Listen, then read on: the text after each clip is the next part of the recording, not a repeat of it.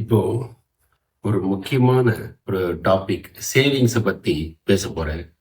இது என்னன்னா, நிறைய பேரு நிறைய டெக்னாலஜி மாறிடுச்சு, வாழ்க்கை முறை மாறிடுச்சு அப்படின்றத பத்தி நிறைய பேசியிருக்காங்க. ஆனா இந்த சேவிங்ஸ் பண்ணக்கூடிய ஒரு ஃபார்முலா, அந்த அட்வைஸ் எல்லாம் பாத்தீங்கன்னா 1935லயோ இல்லைன்னா 1960ஸ்லயோ இல்ல 70ஸ்லயோ கொடுத்த அட்வைஸ் தான் இன்னைக்கும் எல்லாரும் ஃபாலோ பண்ணிட்டு இருக்காங்க. மியூச்சுவல் ஃபண்ட்ல போடுறது, அப்புறம் வந்து டிஃப்ரெண்ட் எல்ஐசியில பண்ணுங்க, இந்த மாதிரி நிறைய நிறைய ஃபோரம்ஸ் இருக்குன்னு வச்சுங்களேன். இப்போ இது எல்லாமே வந்து இப்ப இருக்கக்கூடிய தலைமுறைக்கு, இப்ப ஏஐ வரைக்கும் பேசிட்டு இருக்கோம், 5G வரைக்கும் பேசிட்டு இருக்கோம், இதெல்லாம் மாறுச்சு. ஆனா சேவிங்ஸோட முறை மட்டும் மாறுதா? சேவ் பண்ணு சேவ் பண்ணு சேவ் பண்ணுன்னு சொல்லிட்டு யங்ஸ்டர்ஸ பயப்படுத்தி வச்சிருக்காங்க. இப்ப என்னெல்லாம் பாத்தீங்கன்னா, நம்ம ஒரு குழந்தைங்களுக்காக ஒரு முடிஞ்ச அளவுக்கு ஒரு ஒரு வீடு, ஒரு சின்ன ஒரு ப்ராப்பர்ட்டி இது பண்ணி வச்சிருப்போம். இது எதுக்கு பண்றோம்னா, நம்ம குழந்தை அடுத்த ஜெனரேஷனுக்கோ அடுத்த இது கடத்துறதுக்கு இந்த ப்ராப்பர்ட்டியை சேவ் பண்ணாலே போதும், அதை மெயின்டைன் பண்ணாலே போதும். ஏன்னா அவங்களுக்கு உண்டான ப்ராப்பர்ட்டி நம்ம சேவ் பண்ணிட்டோம், இவங்க இதை மெயின்டைன் பண்ணணும். மல்டிப்ளை பண்ணுன்றது இண்டிவிஜுவல் கெப்பாசிட்டி, அதை ஃபோர்ஸ் பண்ண முடியாது. அவங்க நாலேஜ் இருந்து அவங்களோட திறமையை மல்டிப்ளை பண்ணட்டும்.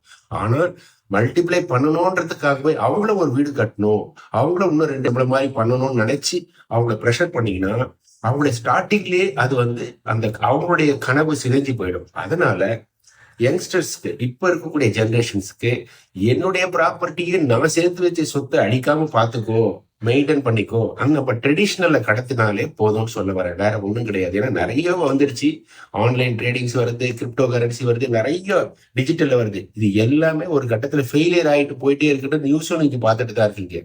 ஸோ அதனால நம்ம யங்ஸ்டர்ஸுக்கு ஒரு நல்ல லைஃப் இன்சூரன்ஸ், நல்ல மெடிக்கல் இன்சூரன்ஸ், அதை மட்டும் மேண்டேட்டரியா எடுத்துக்க சொல்லுங்க.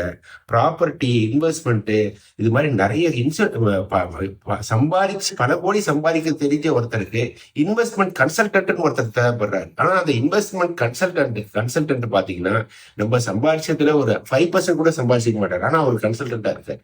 இப்ப இதுல என்ன சொல்ல வரேன்னா, நம்மளுக்கு சம்பாதிக்க தெரிஞ்ச நமக்கு எங்க இன்வெஸ்ட் பண்ண போறோம்னு தெரியும், அடுத்த ஜெனரேஷனுக்கு இது எப்படி கடத்த போறோம்ன்றது நமக்கு தெரியணும்ன்றத நான் இப்போ அழுத்தி சொல்ல வரேன். இப்போ அதுல யங்ஸ்டர்ஸுக்கு சேவிங்ஸ் என்றத வந்து ஒரு அடிப்படையா சின்ன லைன்ல மட்டும் காமிச்சிட்டு, நமக்கு போட்ட அதே ப்ரெஷர் அவங்களுக்கும் போட்டு, இப்ப இருக்கக்கூடிய காம்படிட்டிவ் வேர்ல்ட்ல குழந்தைகளை லைஃப் என்ஜாய் பண்ண விடாம பணம்னு ஓட வச்சு நம்ம சுத்தியும் சேர்த்து கரைச்சிடாம பாத்துக்கணும்ன்றதுதான் என்னுடைய மெசேஜ்.